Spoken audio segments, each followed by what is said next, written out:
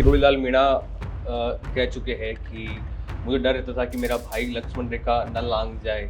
अगर आप हर जगह ही एससी को और एसटी को चुनाव लड़वाओगे, मैंने मंत्री पद के ठोकर मार दी।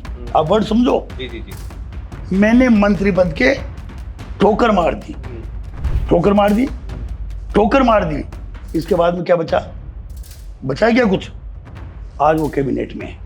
ये तक नाम चल रहा है कि जगमोहन मीणा कांग्रेस पार्टी के टिकट से चुनाव भी लड़ सकते हैं। ये नाम कई चलाते हैं। डॉक्टर साहब का तो ये सोच होना चाहिए कि मुझे दौसा के अंदर जो मेरे की धरती है, मेरा ये एरिया है, उसके ऊपर एमएलए बनाऊंगा किसी जनरल को। अपने आप को मानते हैं सर आप यहाँ पे जिताओ? पॉलिटिशियन कोई भी होता है वो अपने आप को दावेदार समझता है। मीणा हाई कोर्ट नाम से एक कार्यक्रम था, वहाँ किरोड़ीलाल मीणा या फिर जगमोहन मीणा ने कहा था कि ये यहाँ दौसा को मैं एजुकेशन हब बनाना चाहता हूँ। दौसा के अंदर एक गुंडा राज था। हमारे मंत्री महोदय समझ लीजिए, वो एक चंगुल में फंसे रहे सचिन पायलट और अशोक गहलोत के बीच में। वो कभी हरियाणा में जा रहे हैं और कभी गहलोत जी के यहाँ अजमेर में भी जा रहे हैं। अभी सर गोविंद सिंह डोटासरा ने हरियाणा में कहा है कि उनसे एक पत्रकार ने सवाल पूछा था कि जिस प्रकार से कुमारी सैलजा और भूपेंद्र हुड्डा में हरियाणा में खींचतान है कांग्रेस पार्टी में, कुछ उसी प्रकार से राजस्थान में गहलोत पायलट में है। तो डोटासरा ने तुरंत जवाब दिया कि नहीं, मैं बनूं तो चलता ही है राजनीति में, सीएम मैं बनूं। यानी उन्होंने इनडायरेक्टली स्वीकार भी किया है और तंज भी मार दिया है अपने ही दोनों नेताओं पर कि मैं बनूं चलता है। देखो, जहाँ तक डोटासरा जी का सवाल है, वो अच्छे वक्त है, बोलने में माहिर है और वो किसी भी बात को कहाँ तक भी मोड़ सकते हैं। अगर कोई आंच भी आती है तो वो झाड़ के आरएस का कितने बना दिए उन्होंने अपने परिवार में, आरपीसी की क्या हालत कर दी, ये उन्हीं सब की देन है। लेकिन क्या असर है उनका?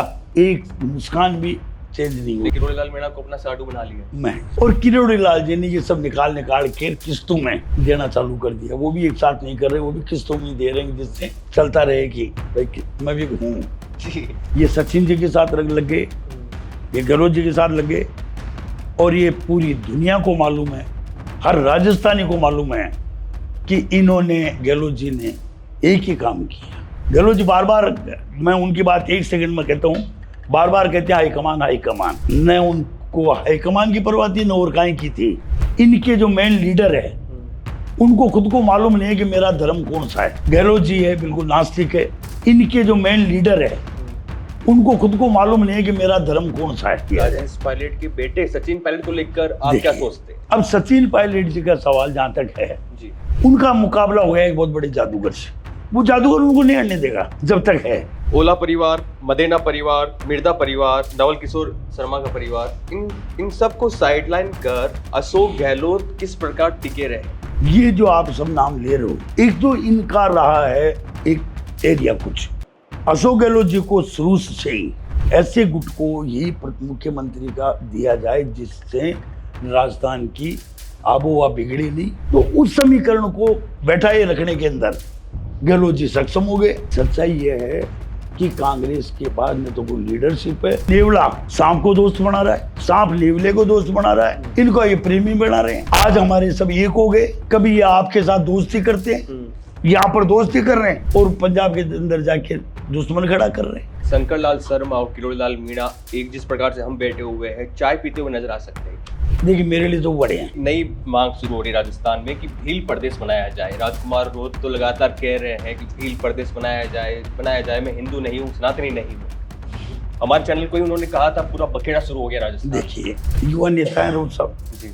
भील शब्द जो है वो केवल भील मीणा है। भारत रफ्तार पहुंचा है दौसा की विधानसभा सीट पर।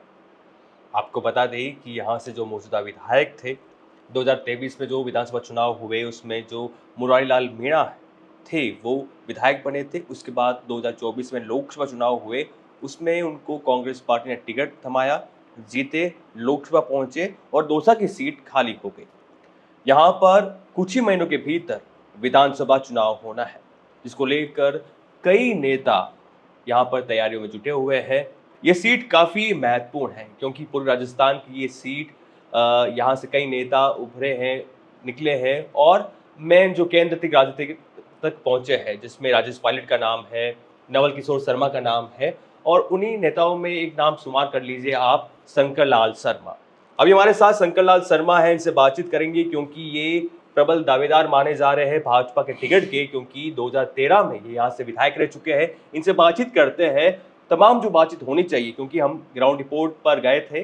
ग्राउंड रिपोर्ट पर हमें कई चीज़ें जानने को मिली, कई खुलासे हुए, उन तमाम चीज़ों को लेकर हम इनसे सीधा जुड़ते हैं। सर, स्वागत है आपका भारत रफ्तार पर। नमस्कार। कैसे हो सर आप?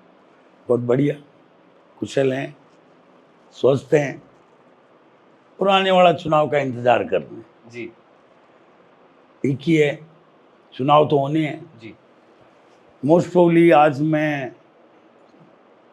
देख रहा था न्यूज, तो लग रहा था कि उसके अंदर महाराष्ट्र का इलेक्शन ने 26 नवंबर तक चुनाव करवाने की घोषणा कर चुका है। जी तो मोस्ट प्रोबेबली उम्मीद यही है कि उसी के साथ दौसा के भी चुनाव होंगे। जी सर, मैं आज ग्राउंड रिपोर्ट पर था, ग्राउंड रिपोर्ट मैंने ली, लोगों से बात की, तो वहाँ पर जो भी भाजपा के समर्थक, जो कार्यकर्ता थे, जो उनको पसंद करते हैं भाजपा पार्टी को, नरेंद्र मोदी को, तो वो कह रहे थे कि यहाँ पर भाजपा के जो दावेदार हैं वो हो सकते हैं शंकर लाल शर्मा।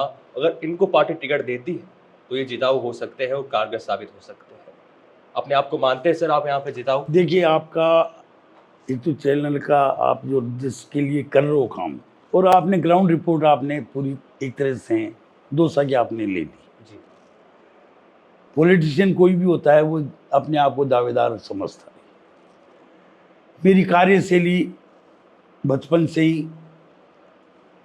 काम करने की रही है, सेवा भाव की रही है, चाहे मैं पॉलिटिक्स में रहा हूँ या सामाजिक भी मैंने राजनीति की है, जी वो भी ऑल इंडिया लेवल की है।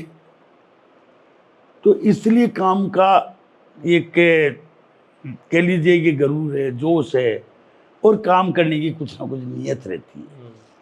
जब मैं यहाँ पे चुनाव लड़ा तो एक तरह से दौसा सीट राजस्थान के अंदर अपने आप में एक अलग तरह की है और ये जातीय समीकरणों के अंदर मिली हुई सीट है। कुछ समाज इसको अपने आप की बपौती समझते हैं और ऐसे के अंदर मेरे को एक ये चैलेंजिंग सीट आदरणीय वसुंधरा जी के टाइम में दी गई। जी लेकिन मैं अपने आप को सौभाग्यशाली इसलिए मानता हूँ कि जब मेरे को सीट दी, मैं यहाँ की जनता ने मेरे को इस लायक समझ के और एमएलए जिताया। मैंने अपना कर्तव्य समझते हुए, मैं आपको बेसिकली कह दूं, मैं जयपुर में रहता हूँ, लेकिन जैसे ही मैं चुनाव जीता मैं मेरी फैमिली को लेके और दौसा में आ गया, रहने लग गया। उस समय के राजा महाराजाओं ने जब बना तो एक कैनाल बना के, नहर बना के और गेटोला धाम में दी। इसका मतलब कुछ तो था ही। और वो हर समय पानी से भरा रहता था, लेकिन उसके बाद में किसी ने उसके ऊपर ध्यान नहीं दिया। पहली बार जो नहर टेस्टनेस हो गई थी, मैं 1.25 करोड़ रुपया राजस्थान सरकार से लाया इरिगेशन के लिए। मेरे ख्याल से इरिगेशन के अंदर पहला बार है जो पैसा आया और हमने नहरों को सही करवाया। गेटोला जो नाम था धाम, जो बिल्कुल खत्म हो चुका था, उसको हमने तैयार किया और दौसा के लिए, बच्चों के लिए, परिवार के लिए, बड़ों के लिए एक आनंद घूमने का जरिया बनाया। जो शाम को आप देखोगे तो अभी जाके पूरी भीड़ मिलेगी बच्चों के लिए। जी और मछली प्रेमियों को जिनका कि आटा का खिलाना, बिस्किट खिलाना, खाना खिलाना, आज अभी आपको जाओगे तो सैकड़ों में वहाँ आपको मिलेंगे जो कोई मछली को दाना खिला रहा है, कोई आटा खिला रहा है, कोई क्या खिला रहा है, और लाखों में आपको। सर, ये जो आप तमाम चीज़ें कह रहे हो, ये एक राजनेता में कम ही दिखती है। आमतौर पर मैं नेताओं से बात करता हूँ, इतनी दूरदर्शिता वो नज़र नहीं आती। आप सीनियर लीडर हो और आप जिस तरीके से बता रहे हो, आपने स्वास्थ्य को लेकर, शिक्षा को लेकर तमाम काम किए हैं, पानी को लेकर, जो बुनियादी चीज़ होती है पानी, उसको लेकर आपने मेहनत की, मैडम के पास पहुँचे और मैडम ने भी स्वीकार किया, मैडम ने भी काम तुरंत करवा दिया। लेकिन अब चुनाव होने हैं, अभी मैं दौसा में घूम रहा था तो सड़कें टूटी हुई है। कोई कह रहा था कि ये सड़क 3-4 महीने पहले बनी है और पहली बारिश में बह गई है, डामर बिल्कुल बचा नहीं है। इसके साथ ही एक और सवाल मेरा आपसे ये रहेगा कि अभी मीणा हाई कोर्ट नाम से एक कार्यक्रम था, वहाँ किरोड़ीलाल मीणा या फिर जगमोहन मीणा ने कहा था कि ये यहाँ दौसा को मैं एजुकेशन हब बनाना चाहता हूँ। 2 सवाल सर मेरे आपके, एक ये जो डामर बह गया पहली बारिश में, सड़क थोड़े टाइम पहले बनी थी, और दूसरा सवाल ये रहेगा कि जगमोहन मीणा का एजुकेशन हब बनाया जाएगा। पहले तो मैं आपको ये बता दूं, जिस आप सड़क की बात कर रहे हैं जी, वो 2013-18 के अंदर जो सिंगल रोड हुआ करती थी, उसको जो 4 लेन में आप देख के आए हैं, जी, जो बीच में डिवाइड लग के दो बनी है, ये 2013-18 के बीच में हमारी बनाई हुई है, वरना पहले वो सिंगल रोड हुआ करती थी। जी, आप अगर उधर गए होंगे तो आपने देखा होगा कि पीजी कॉलेज के बाहर वृक्षों का भी एक पूरी कतारें लगी हुई है, जी, वो मेरे ही लगाई गई थी। ये अपना अपना शौक है और अपनी अपनी हॉबी है, हर आदमी को अपनी हॉबी है। मेरा परिवार निश्चिंत हूँ मैं, परिवार की तरफ से बिल्कुल मेरे को कोई सोचने की जरूरत नहीं है, कोई लोड नहीं है। लोड नहीं है। मेरे 3 बेटियां और एक बेटा भी है। मेरा बेटा भी आईआईटी करके, मैं इसलिए बतलाना चाहता हूँ कि जर्मनी से एमबीए करके वो अपना काम कर रहा है, आज वाइस प्रेसिडेंट है सिटी बैंक में। राजनीति में मेरी बेटी एम्स के अंदर आज बड़ी सर्जन है जी, ऑन्कोलॉजी की। कहने का मकसद है, मेरे को उनका कोई लोड नहीं है और मुझे मेरा एक नशा है। हर आदमी अपना नशा को पूरी करने के लिए कुछ भी कर सकता है, और ये मेरा नशा है। राजनीति ये राजनीति नहीं है, मेरा नशा है। और इसी के लिए मेरे को बताने की जरूरत नहीं है, मैं 2 बार हार भी चुका आज भी, लेकिन एक चीज का मुझे गर्व है कि मेरी दौसा की पब्लिक आज भी मुझे प्यार तो करती है कम से कम। मैं आप गांव में जाऊं, ढाणियों में जाऊं, हारने का कारण एक अपना एक अलग है, समीकरण हो जाता है। समीकरण अलग हो गए, यहाँ जातीय समीकरण अलग है। दौसा के अंदर एक गुंडा राज था, दौसा के अंदर आम आदमी एक सुरक्षित नहीं था। हमारी बहन बेटियां बाजार में निकलने से मुश्किल थी, व्यापारी लोग अपने आप को व्यापार करने में मुश्किल थे। हमने उनको भी सही किया, सुरक्षित और माहौल बनाया। हमारी बच्चियां आराम से शाम को घूम सकती थी, हमारी बहन बेटियां, ऐसा हमने माहौल दौसा के अंदर बनाया। और उसका नतीजा है कि वो आगे बढ़ा। पिछले 5 साल में अपना अपना तकदीर है, उसको कोई नहीं खोज सकता जी। लेकिन आप एक चीज देखिए, पानी में 25 लाख लीटर लेके आ गया, पिछले कार्यकाल में 5 साल में 25 लाख की जगह पानी मिल रहा था 12-13 लाख। वो उसको भी नहीं रख सके। अभी सीवरेज को लेकर बहुत दिक्कत है। मैं आपको अभी हालात ये है कि दौसा के अंदर सबसे बड़ी है प्रॉब्लम पानी की जी। और हमारे पानी के कारण और यहाँ का नाम बदनामी के कारण बड़ा इंडस्ट्री कोई नहीं आया। वो डरता था यहाँ इंडस्ट्री खोलने से, करने से। पानी नहीं था और थोड़ा वातावरण भी अच्छा नहीं था। हमने वातावरण सही किया, पानी बिसलपुर से तो लेके आ गए, लेकिन बड़ा पानी जो चाहिए आम गांवों को भी, पूरे एरिया को भी, वो नहीं था। मुझे खुशी है कि हम मैडम वसुंधरा जी ने 1865 करोड़ रुपए की योजना ईसरदा को स्वीकृत करके और उसका कार्य चालू करवा के और कंपनीज को बुला के टेंडर वगैरह जारी कर दिया गया, जिसका पैसा पीएचडी दे रही थी और इरिगेशन उसको काम करना था। हमने चालू किया, सारा किया, और हमें उम्मीद थी कि ईसरदा का पानी हम बहुत जल्दी दौसा को ला देंगे, तो पहला तो जनजीवन स्वस्थ होगा, फुल लड़ाई से मुक्ति मिलेगी और गाँवों को भी पानी हमारा ईसरदा का मीठा पानी पीने को मौका मिलेगा जी। और अगर ये पानी आ गया तो हम यहाँ इंडस्ट्रीज को भी इनवाइट कर सकते हैं, तो हमारा उद्योग भी पनपेगा, तो हमारा युवा भी वर्क करेगा। सेकंड चीज ये है, दौसा पूरा पहाड़ी सेक्टर है और पहाड़ी सेक्टर होने के कारण यहाँ का हालात ये है, मुझे दुख है कहते हुए भी, कि हमारे गटर्स का और इनका पानी सोच पिटा में नहीं सूझता और नतीजा आ जाता है नालियों में भी बहने लग जाता है। और नालियों में बहता तो आप सोच सकते हैं कि हमारे को बीमारियों का भी सामना करना पड़ता है, बदबू का तो करना ही पड़ता है। हम उस समय से ही संकल्पित था कि कैसे भी सीवरेज यहाँ लाई जाए, लेकिन प्रॉब्लम थी पानी की, क्योंकि सीवरेज के लिए पानी के बिना सीवरेज डल नहीं सकती। अब हम पीछे पड़े हुए हैं, हमारे ईसरदा भी जल्दी आ जाएगा, क्योंकि पिछले 5 साल में ईसरदा को भी पानी लाने के लिए एक तरह से हमारे मंत्री महोदय समझ लीजिए वो एक चंगुल में फंसे रहे सचिन पायलट और अशोक गहलोत के बीच में। वो कभी हरियाणा में जा रहे हैं और कभी गहलोत जी के यहाँ अजमेर में भी जा रहे हैं। अभी सर गोविंद सिंह डोटासरा ने हरियाणा में कहा है कि उनसे एक पत्रकार ने सवाल पूछा था कि जिस प्रकार से कुमारी सैलजा और भूपेंद्र हुड्डा में हरियाणा में खींचतान है कांग्रेस पार्टी में, कुछ उसी प्रकार से राजस्थान में गहलोत पायलट में है। तो डोटासरा ने तुरंत जवाब दिया कि नहीं, मैं बनूं तो चलता ही है राजनीति में, सीएम मैं बनूं। यानी उन्होंने इनडायरेक्टली स्वीकार भी किया है और तंज भी मार दिया है अपने ही दोनों नेताओं पर कि मैं बनूं चलता है। देखो, जहां तक डोटासरा जी का सवाल है, वो अच्छे वक्त है जी, बोलने में माहिर है और वो किसी भी बात को कहां तक भी मोड़ सकते हैं। अगर कोई आंच भी आती है तो वो झाड़ के जी, जैसे आरएएस का कितने बना दिए उन्होंने अपने परिवार में जी, आरपीसी की क्या हालत कर दी, ये उन्हीं सब की देन है। लेकिन क्या असर है उनका?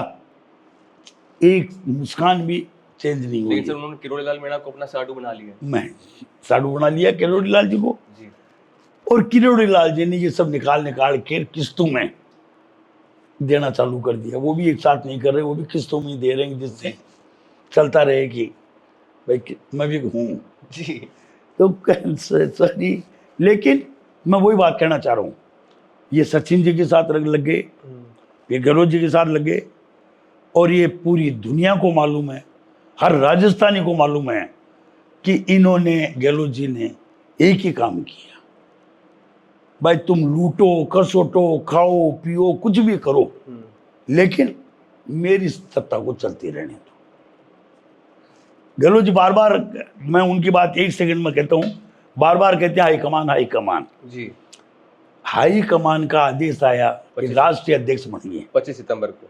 राष्ट्रीय अध्यक्ष जी, छोटी मोटी पोस्ट नहीं है, लेकिन क्योंकि राष्ट्रीय अध्यक्ष में खर्चा है और सीएम में कमाई है, तो उन्होंने कमाई को चुना और खर्चे को जी, दरकिनार किया। जी, न उनको हाईकमान की परवाह थी, न और काहे की थी।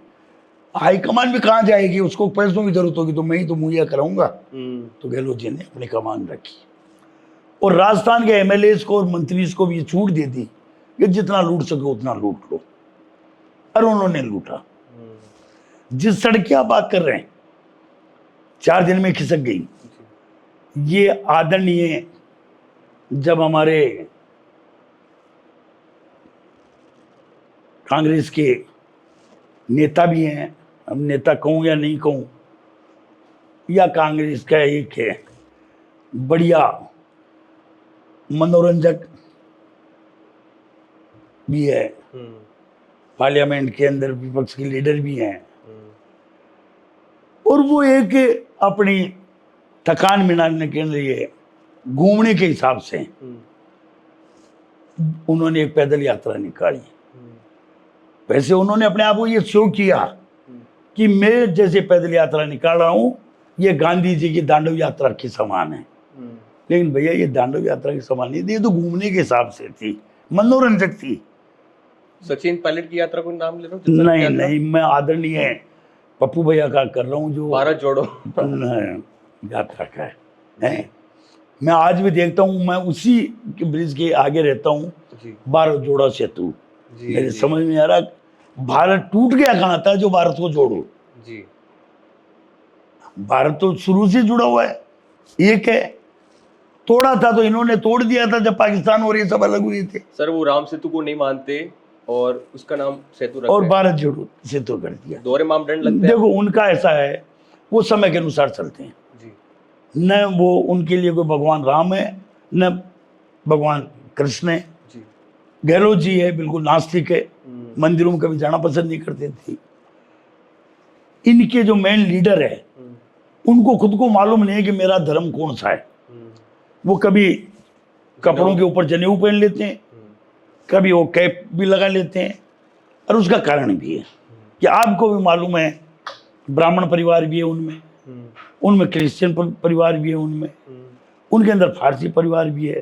तो ये मिला जुला वो है, तो वो कभी भी किसी भी धर्म को मान लेते हैं।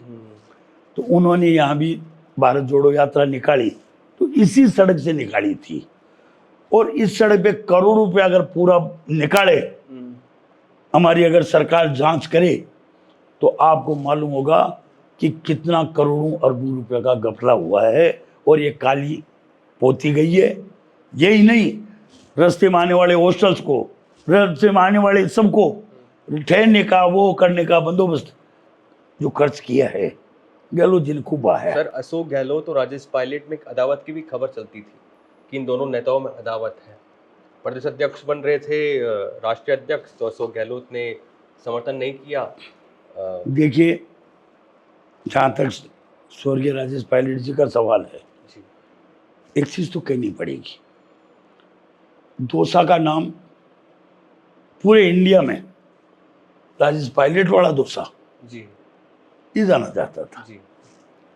उनको जो भी काम दिया, चाहे पंजाब का हो, चाहे उस समय के कश्मीर की हालत हो, और आपको ये तो है ही टेलीफोन का, दूरसंचार का, गांव गांव ढाणियों को मैं पहुंचाने का, एक अपने आप का काम उन्होंने किया। और कभी उनके ऊपर अंगुली ऐसी नहीं उठी कि जिसके ऊपर वो कोई पैसे का या लोग ऐसा दिया जाए। राजेश पायलट के बेटे सचिन पायलट को लेकर आप क्या सोचते हैं? अब सचिन पायलट जी का सवाल जहां तक है जी, उनका मुकाबला हुआ एक बहुत बड़े जादूगर से जी। वो जादूगर उनको नहीं हटने देगा जब तक है, और लग रहा है, और उसका खामियाजा हम भुगत रहे हैं। हम इसलिए भुगत रहे हैं कि गुजर प्रदेश है जी, और ये पूरी राजस्थान पूरा गुजरों का भी बेल्ट है जी। हमारे, वो भी वोटर हुआ करते थे, लेकिन सचिन जी के अंदर उनको मुख्यमंत्री दिख रहा था, और उन्होंने कुछ नहीं देखा। उन्होंने, मैं तो ब्राह्मण हूं कह, उन्होंने गुजरों को भी नहीं छोड़ा। 9 गुजर राजस्थान के अंदर हमारे बीजेपी के जो मेन थे, मठाधीश थे, उनको भी हराया। क्यों? उनका एक ही सपना था कि सचिन जी को मुख्यमंत्री देखें। उस हार का मैं भी स्वाद चख रहा हूं, और अब उम्मीद है वो भी समझ चुके, पब्लिक भी समझ चुकी है, और हमारे भाई लोग भी समझ चुके हैं कि पार पड़ने वाली नहीं है।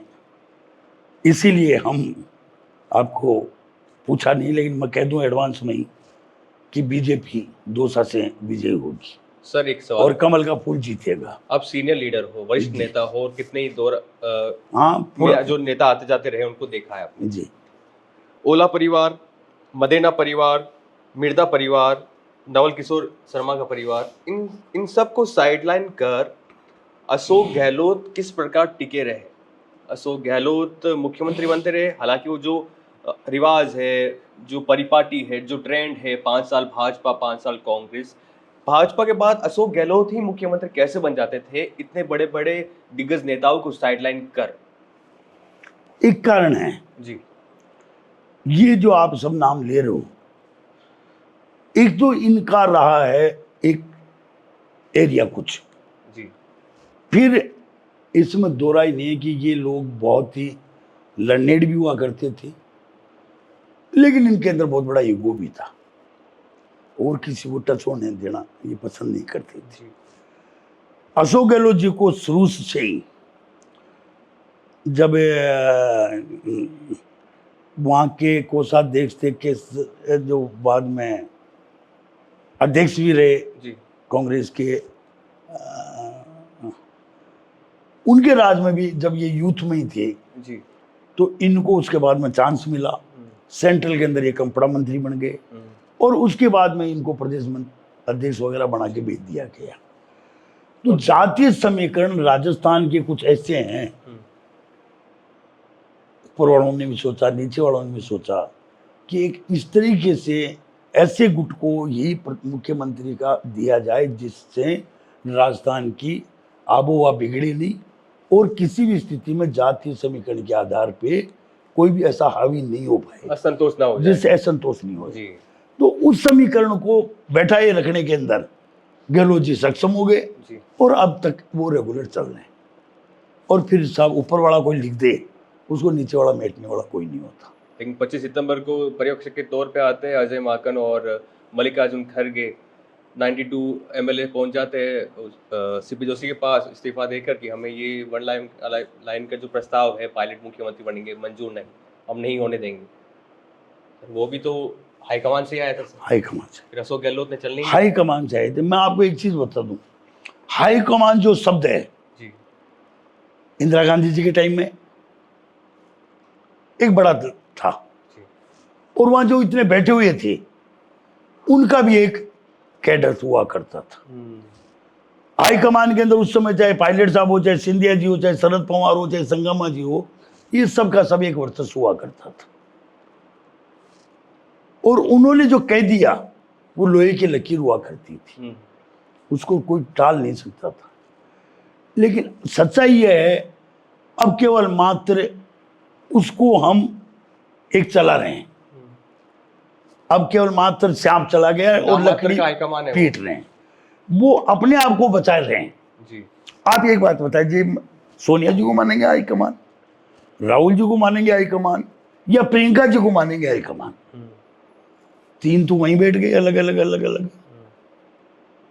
वही हालात आगे हो गई, सब अपनी अपनी चलाने में चल रहे थे। इनने मल्लिकार्जुन खड़गे जी का राष्ट्रीय अध्यक्ष बने, उससे पहले पूर्वी राजस्थान के अंदर और इंडिया में कहाँ नाम था, कौन जान रहे थे भाई राष्ट्रीय लेवल के लीडर हैं। तो उनको मजबूरी उनकी हो गई कि अब करें क्या। तो वे वृद्ध लीडर हैं, कई बार चुनाव जीते हुए हैं, तो उनको राष्ट्रीय अध्यक्ष बना दिया गया। लेकिन सच्चाई यह है कि कांग्रेस के पास न तो कोई लीडरशिप है, न कांग्रेस के पास कोई व्यूज है। कभी वो, आप ये बता दीजिए, नेवला सांप को दोस्त बना रहा है, सांप नेवले को दोस्त बना रहा है, इनको ये प्रेमी बना रहे हैं। आज हमारे सब एक हो गए, कभी ये आपके साथ दोस्ती करते हैं, यहाँ पर दोस्ती कर रहे हैं और पंजाब के अंदर जाके दुश्मन खड़ा कर रहे हैं। कभी दिल्ली में वो क्या बोल देते हैं, कभी ममता जी के लिए क्या बोलते हैं और कभी क्या कह लेते।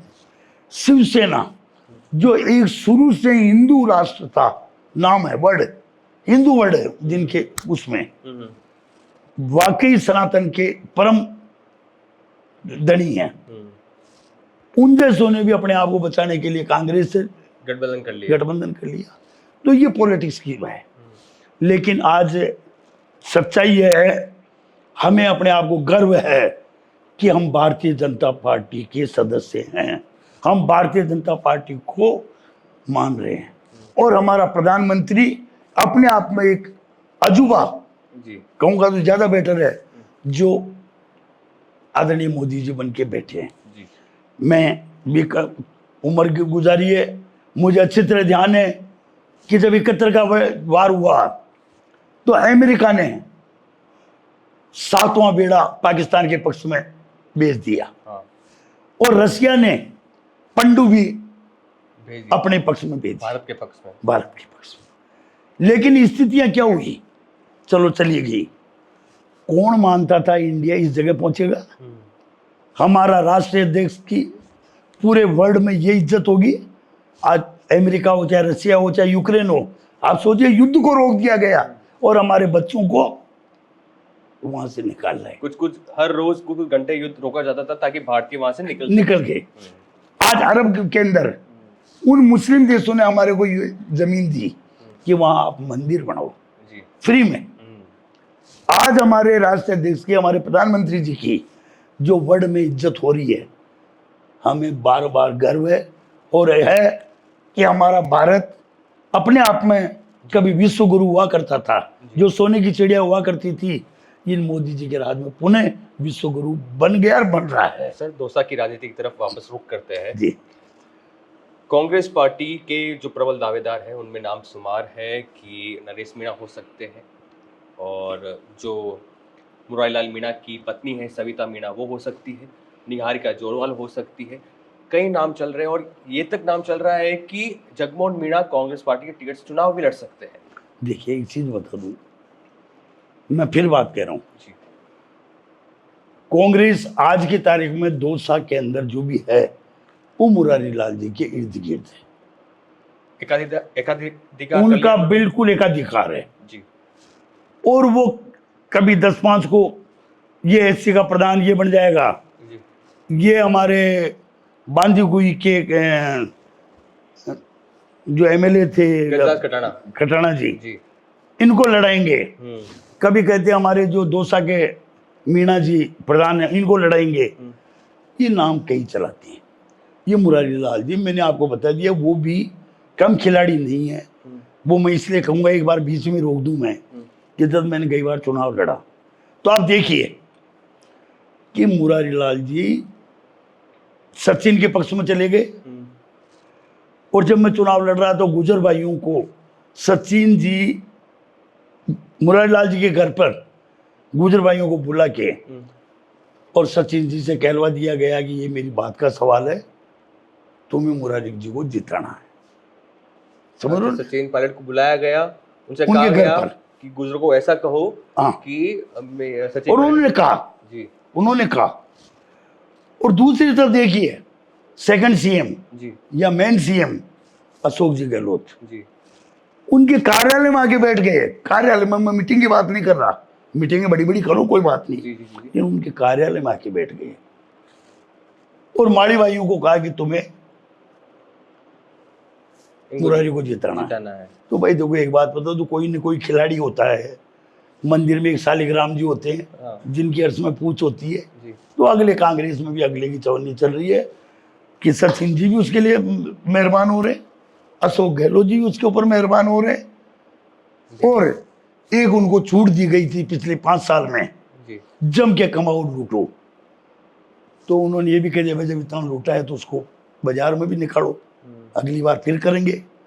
तो उनका तीसरा ये भी जम के चला, उसी का नतीजा है कि मैं आ रहा हूँ, पब्लिक की तरफ से नहीं आ रहा मैं। सर किरोड़ीलाल मीणा कह चुके हैं कि मुझे डर रहता था कि मेरा भाई लक्ष्मण रेखा न लांग जाए, उनका नाम चल रहा है भाजपा के टिकट उनको भी मिल सकता है। देखिए किरोड़ीलाल जी की जहाँ तक सवाल है जी, मैं वाकपटुता में भी क्लियर हूँ, कहने में मेरे कोई दिक्कत नहीं है जी। लेकिन एक चीज ये बताओ, स्वर्ण जातियां कहाँ जाएगी? अगर आप हर जगह ही एससी को और एसटी को चुनाव लड़वाओगे जी। तो स्वर्णों के लिए जो आरक्षित सीटें हैं वो कहाँ जाएगी? ये बता दो आप। क्लियर मैसेज है आप किरोड़ीलाल मीणा 100% जी। और एक और बता दूं, जब आप इतनी बात कर रहे हैं तो मैं आपके चैनल के माध्यम से क्लियर बोल रहा हूं, जब किरोड़ीलाल जी राजपा में थे हम एमएलए बने, दौसा में 5 एमएलए जीते हम, और जब किरोड़ीलाल जी बीजेपी में आ गए हमारे आदरणीय प्रधानमंत्री जी को भी बुला लिया, और नतीजा ये निकला कि हम दौसा पार्लियामेंट्री के 8 के 8 एमएलए हार गए, 8 के 8 एमएलए हार गए। सर कारण पब्लिक नहीं चाह रही, पब्लिक नहीं चाह रही कि कोई जातीय समीकरण जातीय आधार पर अगर कोई होता है तो आप लंबा नहीं चलता। आप कभी भी ले लीजिए, केवल मात्र केवल जाति के बेस के ऊपर ही अगर वो चुनाव लड़ना चाहता है तो वो कभी नहीं जीतेगा जब तक सबको साथ लेके नहीं चलेंगे। नतीजा ये हुआ, अभी पार्लियामेंट के अंदर करोड़ी जी को डॉक्टर साहब पूरी सत्ता संभाला दी कि ये चुनाव आपके ऊपर है जी। राजस्थान के अंदर हाईएस्ट वोटों से हमारे 200, आप समझ 2 लाख से भी ज्यादा मार्जिन, हाईएस्ट वोटों से राजस्थान में जो आ रहे हैं उनमें सबसे ज्यादा वोटों से हम आ रहे हैं।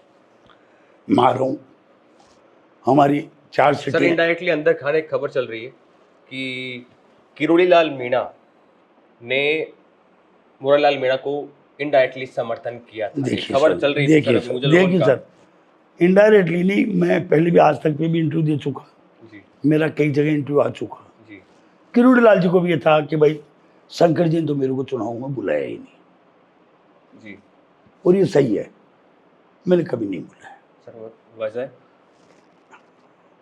जो आपको अंदरूनी खबर है, आपका एक दिन लगाया होगा 200 में, या 2 दिन लगाए होंगे, काफी। 3 दिन लगाए होंगे, 5 दिन लगाए होंगे। जी जी जी जब आपको 5 दिन के अंदर ये खबर लग गई कि किरोड़ी जी ने मुरारी लाल जी को आशीर्वाद दे रखा है, तो मैं तो साहब यहाँ की जड़ में घूम रहा हूँ, गली गली में घूम रहा हूँ, लोगों का प्यार पा रहा हूँ, तो क्या मुझे अंदेशा नहीं है कि उन्होंने, डॉक्टर साहब ने किसको आशीर्वाद दे रखा था? अगर उन्हीं का आशीर्वाद सफल होता तो हार एमएलए क्यों हारते? तो क्लियर है ये आशीर्वाद उनका था, और ये मिली जुली है। पर वो तो कह रहे कि मैं सीट नहीं जिता पाया तो मैं अपने मंत्री पद से, बिल्कुल मंत्री पद से इस्तीफा देने का एक नोट, ये इस्तीफा दे दूंगा जी 9 तारीख को। जब आदिवासी दिवस था हाई कोर्ट में, जी तो उन्होंने एक शब्द बोले थे, मैंने मंत्री पद के ठोकर मार दी। आप वर्ड समझो, जी जी जी मैंने मंत्री पद के ठोकर मार दी।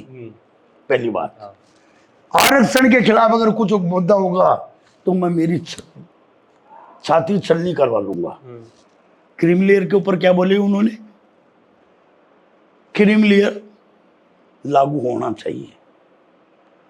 यहाँ के भाइयों ने, मीना भाइयों ने ये कहा, तो सब आप भी मंत्री बन गए, गोलमा जी को भी बना लिया, और अब आप अपने भाई के लिए लड़ रहे हो, तो क्यों नहीं आप अपने ड्राइवर के लिए, गांव के बच्चों के लिए, या किसी और छोटे के लिए चुनाव लड़वाने की कोशिश करते? जब क्रीम लेयर के आप सही है कि वाकई होना चाहिए, तो फिर उनके लिए क्यों नहीं कर रहे? पहली बात। सेकंड चीज एक और है, ठोकर मार दी, ठोकर मार दी, इसके बाद में क्या बचा? बचा क्या कुछ? आज वो कैबिनेट में है। जी सर, कुछ वैसा ही आरोप मंच पर मुरारी लाल मीणा मौजूद होते हैं, नरेश मीणा मौजूद होते हैं, और नरेश मीणा कहते हैं कि मुरारी जी आपने क्या ठेका ले लिया है, मुझे भी मौका दो। जिस प्रकार से जयपुर की जो सीट थी, लोकसभा में टिकट बदल दिया गया, एक आरोप लगा था वहाँ पे जो शर्मा कोई थे, जी जी जी जी, तो वैसे प्रताप सिंह खचरवास को टिकट दे दिया गया, आप मुझे भी टिकट दे दो। तो क्या वैसे ही जो आप किरोड़ी लाल मीणा को लेकर कह रहे हो, दावा कर रहे हो, वैसे ही नरेश मीणा मुरारी लाल मीणा को लेकर दावा कर रहे हैं? ऐसा है, नरेश मीणा को परिपक्व होने में टाइम लगेगा। जी डॉक्टर साहब के ये बहुत पुराने खिलाड़ी हैं, पुराने चले रहे हैं, चले रहे हैं, कभी साथ में थे वो। नहीं, नरेश तो कहाँ अड़ता है, लेकिन जो हालात है, डॉक्टर साहब ने अभी तक किसी को चेला तो बनाया ही नहीं, और न किसी को उत्तराधिकारी बनाया। जी अभी तक तो बागडोर खुद ही के हाथ में है और खुद ही रखेंगे। जी अब उनकी इच्छा है, जिसको करेंगे करेंगे, लेकिन मैं नहीं समझता कि बीजेपी जनरल सीट के ऊपर हर जगह किसी ऐसी भैया एसटी को टिकट देगी। हमारा एक है, जी जनरल जब सबको साथ लेके चल रहे, सबके लिए जनरल तैयार रहता है, तो जनरल को के लिए भी डॉक्टर साहब ने चुनाव लड़ा, सवाई माधोपुर में पूरा जनरल ने साथ दिया। जी, अभी ग्राउंड पर भी कोई अभी कह की रहा था। बात, जी जनरल के पूरा 100% जनरल ने साथ दिया। तो डॉक्टर साहब का तो ये सोच होना चाहिए कि मुझे दौसा के अंदर जो मेरा ही धरती है, मेरा ये एरिया है, उसके ऊपर एमएलए बनाऊंगा किसी जनरल को। सर, कभी शंकर लाल शर्मा और किरोड़ी लाल मीणा एक जिस प्रकार से हम बैठे हुए हैं, चाय पीते हुए नजर आ सकते हैं? देखिए, मेरे लिए तो बड़े हैं, जी मेरे लिए बुजुर्ग हैं, जी मेरा कोई ऐसा ईगो नहीं है, जी लेकिन मैंने आपको एक चीज कही है जी कि मैं सामाजिक कार्यकर्ता भी रहा हूं, जी और सामाजिक कार्यकर्ता रहा हूं, तो मुझे मेरे भी समाज के प्रति एक बनता है कि मैं उनका भी जिम्मेदारी जिम्मेदारी बनती, मैं काम करूं। और हमारा जो समाज है, मैं क्लियर कर दूं, ब्राह्मण समाज है, शायद कभी भी अपने लिए नहीं किया, वो सबको आशीर्वाद दिया है, हर वर्ग को साथ लेके चला है, कभी वो पीछे नहीं हटा काम उनके सहयोग करने के लिए। अरे हम तो जन्म मरण प्रण के अंदर पूरा सहयोग करते हैं, काम पीछे है, हमारे लिए चाहे एससी भाई हो, चाहे एसटी भाई हो, चाहे किसान भाई हो, चाहे किसके लिए हम आज तक कभी कहीं नहीं सुना है क्या आपने कि ब्राह्मणों ने कहीं ईगो बनाया? तो जेएनयू में तो ब्राह्मणों के विरुद्ध नारे लगते हैं, जेएनयू दिल्ली में। बिल्कुल लगते हैं। कौन लगा रहा है? यही महत्वाकांक्षी लोग, कम्युनिस्ट। यही लोग कम्युनिस्ट हैं। यही लोग यूपी को जाते उसमें बांट दिया, बिहार को बांट दिया, इसी तरीके से कभी राजस्थान के अंदर भी बांटने की कोशिश करते हैं। लेकिन जब तक जहां भी जाति के अंदर अगर कोई स्टेट बट गया, वो स्टेट बहुत लंबा आगे तक नहीं चला। सर, एक नई मांग शुरू हो रही है राजस्थान में कि भील प्रदेश बनाया जाए। राजकुमार रोत तो लगातार कह रहे हैं कि भील प्रदेश बनाया जाए, मैं हिंदू नहीं हूँ, सनातनी नहीं हूँ। हमारे चैनल को ही उन्होंने कहा था, पूरा बखेड़ा शुरू हो गया राजस्थान। देखिए, युवा नेता है रोज साहब जी, शुरू से चले आ रहे हैं। भील शब्द जो है वो केवल भील मीणा है। भील मीणा पूर्वी राजस्थान जो मीणा भाइयों का है, अगर आप पुरानी हिस्ट्री खगो निखारोगे तो हमारे यहाँ तो ये राज परिवार रहे हुए हैं, ये राजा रहे हुए हैं। जयपुर रियासत भी को नागौरिया के चांदा मीणा थे, तो जमा रामगढ़ के भी मीणा राजा रहे हुए हैं, आमेर के भी मीणा राजा रहे हुए हैं। और उनसे इन जो राज परिवार है, इन्होंने इन लोगों से ली हुई है। तो ये तो राज परिवार रहे हैं। गुजर भाई खुद भी कह रहे हैं कि हम राज परिवार से हैं, बिलोंग करते हैं। हाँ, हमारा बिलोंग करते हैं। अभी कुछ मनमुटाव भी चल रहा है। मनमुटाव भी चल रहा है। वो कुल मिला के ये है कि भाई हम भी राज परिवार से हैं। पहली बात। आज सच्चाई यह है, रोज साहब को पॉलिटिक्स माना है जी। और कभी कभी मौका मिलता है, जैसे जेएनयू के अंदर वो मिस्टर युवा लड़की कन्हैयालाल आ गया, कभी गुजरात के अंदर निकल के आ गए, कभी कोई ना कोई अपने पॉलिटिक्स चलाने के लिए समय आता है तो गुमराह कर देते हैं। लेकिन सच्चाई यह है, हमारे आदिवासी भाइयों के लिए, हमारे भील मीणा परिवारों के लिए जी, पूरा राजस्थान शुरू से काम कर रहा है, शुरू से उनके लिए संकल्पित है।